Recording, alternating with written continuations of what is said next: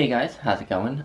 So we're back to business as usual with Friday reads. I don't have very much particular year-end Christmassy plans for the channel. I think I will do the Vlogmas tag at some point that Britta Bowler and Sean the Bookmaniac made. I've been really enjoying all the videos that have come out of that tag. So I think I will do that tag perhaps this weekend, perhaps next week. I also want to do my top 5 fiction reads of the year, the tag that Samuel Darham created, and I also want to do a top 10 nonfiction books published in the 2010s, another tag that Samuel Darham created, because those are two really cool tags. And also I want to do my year-end best-of list, of course. And I thought that I would do the top 10 nonfiction books of top 5 nonfiction books of 2019 early in December. Like, I thought I'd be doing it this week. However, there has been a change of plans, and I am going to be reading one nonfiction book this month that isn't the nonfiction book I originally said I was going to be reading this month. I thought that I would start with that because it involves sort of bail, not really a bail, more like a set-aside for later kind of deal. So I did start to read the Journals of Lewis and Clark, which I mentioned was a book that my older brother and I, were going to be buddy reading. I think he had started it a little bit, and I had started it, and neither of us were really liking it. It's written in a very kind of note-taking kind of style of writing that makes it really hard to follow. You know how sometimes diaries are written not really in full sentences, they'll just be written in sort of chopped up notes in a sense. This is very much written that way, and it makes it really hard to understand. And also just like, I was 20 pages in and nothing really interesting had happened. And Alex sort of agreed. And another thing that happened simultaneously with us both being kind of bored with the book is that my brother found another book that he was super excited about and that he kind of said he would rather read. And the book was, Empire of the Summer Moon, Quanah Parker and the Rise and Fall of the Comanches, the Most Powerful Indian Tribe in American History, by S.C. Gwynne. This was a finalist for the Pulitzer, apparently, but it was published back in 2011, and, you all know that I am interested in Native American history. So my brother and I agreed to buddy read that instead of the Journals of Lewis and Clark. And I have ordered my copy. It hasn't come yet, but it should come by between the 9th and 11th of December. So you will be hearing about that, and I also wanted to put off doing my top 5 nonfiction books of 2019, because I have a feeling that one might have a chance, at least, a fighting chance, of making it onto the list. And it was also published in 2011, so it has a fighting chance of making it onto the top 10 nonfiction books of the 2010s as well. So, I don't know, I might actually just do those videos from home. Maybe if the book about Quanah Parker actually makes it onto either of those, maybe I'll just do the videos with Alex. That might be fun. But we'll be doing a joint review of the book about Quanah Parker. So yeah, I wanted to start with that. But now that that's out of the way, I can just move on to what I have been making progress on this week. And I've dived right back into fiction. And so the first book that I powered through this week was The Great Gatsby by F. Scott Fitzgerald. This was published in 1925 and is, I'm not going to take the time to introduce the whole plot of it. I'm sure you all know it very well. I think, this is one of those books like The Adventures of Huck Finn that, like, everyone has to read in school. I read this 8 years ago in high school, for school, and I don't remember having very strong feelings about it either way. I think I liked it well enough, but, it didn't stick with me that much. I mean, it did stick with me because it's such a big part of our culture, but, I don't remember loving it or hating it. But this time around, reading it was just fabulous.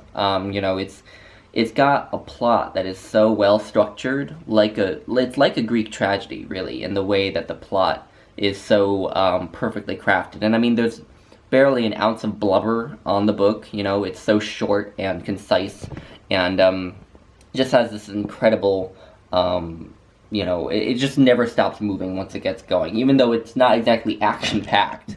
But, Greek tragedies, I think, tend to be like that. They're not action-packed, but they also don't really have a dull moment in them. And something that struck me while reading this, the fact that I loved it so much this second time around, is that some of the fiction that I love most is fiction that feels like a Greek tragedy. Because that made me think of The House of Mirth by Edith Wharton, which also felt, just structured like a Greek tragedy in how well plotted and characterized it was. So yeah, it was just interesting to sort of have that revelation about myself brought about by The Great Gatsby. I mean, it makes sense given how much I love Greek tragedy, how much I love Shakespeare. That the novels I love would be, have the sort of narrative drive and such of a Greek tragedy. So I'm so glad that I reread it. I don't, have any further commentary beyond that, because this is like one of the most commented upon pieces of American literature ever. So I'm not gonna, throw my hat in the ring and make a fool of myself. But I really like this. The next book I'm reading, I'm just over halfway through it, is Boleto by Alison Hagy. This was published in 2010, and this is a book about a 23-year-old cowboy named Will Testerman, who grew up in this kind of backwater in Wyoming called Lost Cabin, and he's 23 years old. He's still living with his parents and his two brothers, one of whom is older than him, and one of whom I believe is younger than him. He's working on his parents' ranch at the beginning of the novel. And basically, he just really wants to get off this ranch, get out of this tiny, sleepy Wyoming town, and go sort of make his fortune, make his own way in the world. And his hopes for doing that rest on this horse that he buys at the very beginning of the novel, who is this beautiful horse. She's a filly, I guess he would say, female horse, and he hopes to train her up really well so that he can sell her for a lot of money, basically. So basically, he wants to move to California and presumably sell this horse and make some money and use that to sort of get started on something. I'm not sure what yet. But I'm really like it. It's so far all that's happened is really he's just started to train the filly in the first part. This isn't divided into chapters, it's divided into parts, part 1, part 2, part 3. And the first part was mostly about him just training the horse, and also us learning about his background, about his relationship with his father, his relationship with his mother, who struggled with cancer, a little bit about his relationship with his two brothers, and some semi-romantic entanglements he had been involved with in the past. And then in the second part, he has moved away from Lost Cabin, Wyoming, to, I think it's called Black Bell, Wyoming. I'm not quite sure where it's called, but it's basically a part of Wyoming that's very close to Yellowstone National Park. So there are a lot of tourists who go to that part, and so he kind of works on this ranch there, and is kind of in part sort of this tour guide person. And he brought his filly with him, his horse, and is still training her. And again, we're just kind of looking at his life there. And so it's just kind of a quiet slice of life kind of story.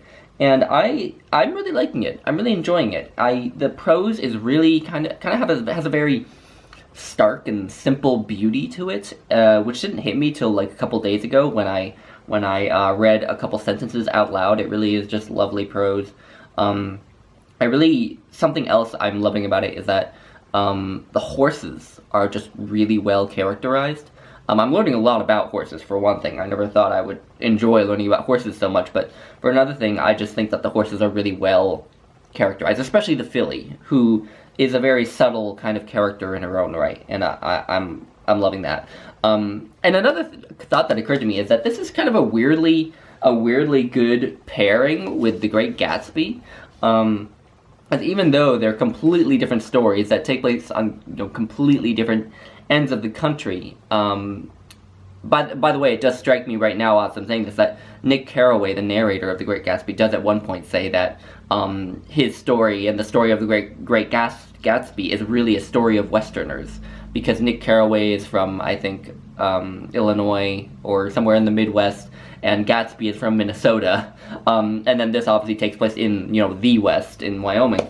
But anyway, the sort of connection that I saw between these is I feel they're both, in many ways, about the American dream. The Great Gatsby, obviously, Gatsby, in a sense, he wants Daisy, but in a sense, you can see that as a metaphor for wanting, wealth, and you can see this book as a whole. I hate to call it an allegory, because allegory just makes things sound so cheap to me, cheap and simple, and I don't feel like The Great Gatsby is cheap and simple at all. But it is kind of an allegory for, the American dream, and how the American dream is ostensibly open to anyone, but really is kind of, shut to anyone who isn't already kind of born to wealth. But the important part is that Gatsby strives after, making his fortune, getting the woman that he is in love with, or ostensibly is in love with. And then in Boleto, we have Will Testament, who wants to also sort of go make his fortune. He doesn't necessarily want fabulous wealth like Gatsby, but he wants to go and, go off on by himself and, pull himself up by his bootstraps, so to speak, and make his fortune, which seems kind of similar in a sense, that they're both sort of striving after, being independent and wealthy in that sense. So they seemed like interesting pairings, these two, even though they're like completely different novels, because like the writing style is different. This is written in this like starkly simple English. This is written in a very highfalutin language. But anyway, I thought that they ended up making kind of an interesting pair. But anyway, Boleto I'll hopefully finish this weekend or early next week. And then I'm still continuing to work on the Divine Comedy. I'm still on the Paradiso section, and I'm enjoying the Paradiso much more than I did the first time. I'm still not loving it, but I am finding that a lot of the imagery that he's writing about is beautiful, because he's like in the heavens, and so a lot of the poetry, a lot of the verse is gorgeous in the Paradiso. So I am liking it more than I did the first time. And there are a lot of interesting sort of theological ideas that are discussed in the Paradiso about sort of salvation and sin, and there was just this long section about why Jesus Christ's crucifixion was sort of necessary in a sense, and that is a question that I'm always kind of fascinated by. I don't consider myself a Christian. I was raised in a non-religious household. I myself am non-religious. I don't see much need for religion in my life, but I am fascinated by these sort of weird theological questions, like why was the crucifixion of Jesus necessary in Christianity, or what would Christians argue in that sense. So that was very interesting, and there are all sorts of theological issues discussed in the Paradiso like that, so still enjoying that. And then finally, I just started last night 2 books. Literally, I read like 10 pages of each of these, so I don't have much to say. But the first one is Angels in America by Tony Kushner, which kind of like The Great Gatsby, I feel like doesn't need that much of an introduction. It is about the AIDS epidemic and a gay man who is visited by an angel at some point. And that really is, beyond that, I don't really know much about the plot itself. Which I kind of want to keep it that way. But I have wanted to read Angels in America for a long time. I love plays, and I've just heard that this is heartbreaking and one of the best looks at the AIDS epidemic ever. So, yeah. Anyway, I'm glad to finally be getting to that. And then the second one that I started was The Song of the Lark by Willa Cather. This was published in 1915. And it's my first Willa Cather, for one thing, which is kind of cool, but it just clicks so many buttons for me. So it's about a young girl named Thea Kronborg, who she's a young girl growing up in the American West. She starts out living in Colorado, and I think later on her family moves to Arizona. So we've got that button pressed. Thea wants to become an opera singer, so we've got that button pressed, and a ton of different pieces of art, paintings, music, literary pieces of art are referenced in this book according to its Wikipedia page, which, again, another button clicked. And it also seems like it's going to be, it starts when she's like 11 and goes through the course of her whole life. So for one thing, it's like sort of like a coming of age story. So again, I really like coming of age stories. And then it's also about, the development of an artist, because she strives to become an opera singer. And I love stories about the development of artists. So it just clicks a lot of buttons. And I really want to devote this month to reading fiction, and to reading fiction that I'm almost certain, if not completely certain, that I will just love. So I've picked books that are sort of on my bucket list, books that click buttons, because I need to get more fiction read for my year-end best of fiction list, because I have very few books that I feel like would go on that list at this point. And another thing that I noticed about my own reading, so I mentioned, I think a couple of videos ago, how I felt like I hadn't read that much fiction this year, and I wanted to change that, and I'm obviously doing that now. But something that kind of hit me yesterday was that I don't think I've ever been a huge reader of novels. I actually yesterday went and did a sort of semi-scientific survey of my past reading challenges on Goodreads, which, keep in mind, isn't that hard, because I've only been an avid reader since I was about 21, and I'm only 25 now, so that means I was looking through, like, 4 or 5 reading challenges. And most years, I read less than 20 novels out of 50 to 100 books I would read per year. The rest of them would be plays, epic poems, other sort of storytelling mediums, like, I guess, medieval romances or something, and then nonfiction. So it just hit me that I've never actually been as big a reader of fiction as most of the rest of BookTube. It's weird. It was a funny revelation. I get somehow it never hit me, but yeah, I don't know. I mean, and this week of reading novels has made me think that maybe that's a mistake. Maybe I should read more fiction. Even though I've just spent the whole month of November talking up nonfiction, I still love nonfiction. But yeah, I don't know. So maybe 2020 will be the year of me reading just tons of novels. I don't know. But anyway, so that I thought I would leave you with that thought.